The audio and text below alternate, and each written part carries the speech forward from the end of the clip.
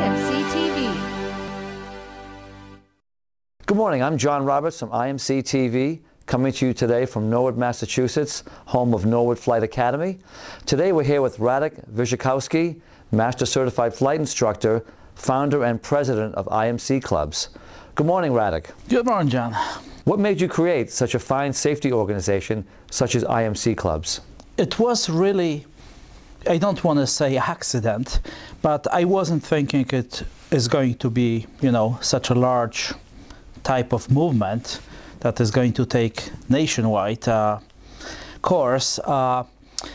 At some point, that was a long time ago, I always wanted to guide and mentor students and pilots to go in actual conditions. I always was big proponent of flying in clouds of, training people in actual conditions so they see how it really works. At some point I was discussing things with my instructors at one of the flight schools, and idea came up to just sit together and talk about it. Three of us got together here at Norwood Airport, and simply, we started organizing meetings. People were coming in, and the whole thing became very, very popular.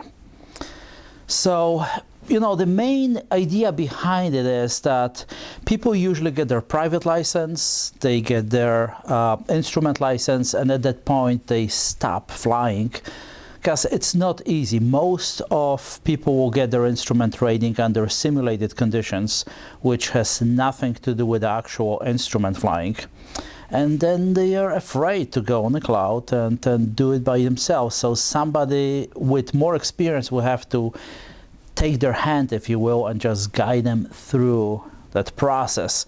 And that is pretty much what we wanted to do. And of course, pilots that are more proficient are safer, I would say.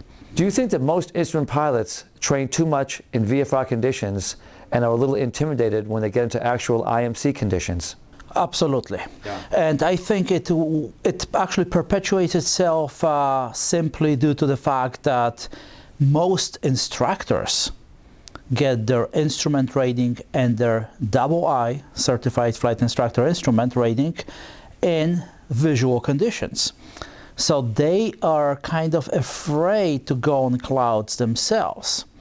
Therefore, they train their students in simulated conditions and think the whole thing will repeat itself.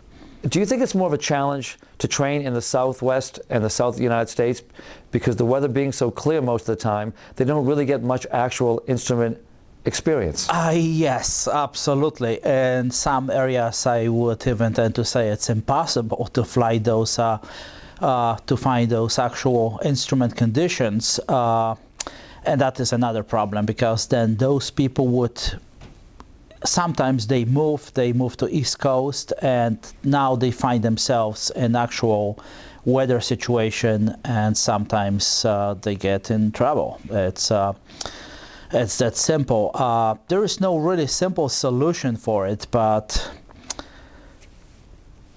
the more we try, the better chance we have that we are going to be proficient. Would you say it's more effective to train under the hood or on a flight simulator? Actually, simulator, it's more realistic than flying under the hood. When you're under the hood, and depending on the type of device you use, you could have anything from just regular hood that covers your eyes like this, down to something that allows you to see just straight forward. But in either case, if you have just regular hood, your peripheral vision, it's still there. And whether you want or not, your brain is still registering, even if you don't look outside. Versus, for example, device that covers that peripheral vision and you look straight forward, that part does not allow you to scan all the instruments that you have just with your eyes. You have to move your head, which again, it's something that you should not be doing when you're IMC.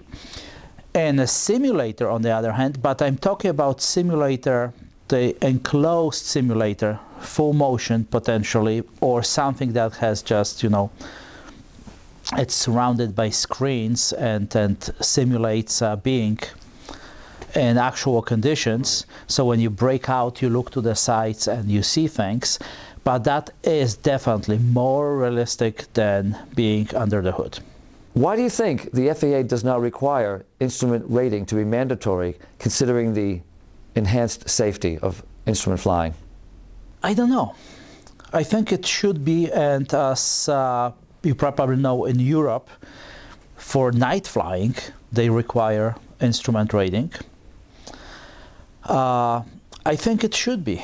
It definitely should be required. Maybe not right away. I mean, maybe not something. Yeah, you get yourself. You have your private license. You know, you want to be able to fly, right, rather than have another rating required. But I think, you know, something saying that, you know, if you get your private license, you should be getting your instrument rating within specified period of time, I think would be reasonable.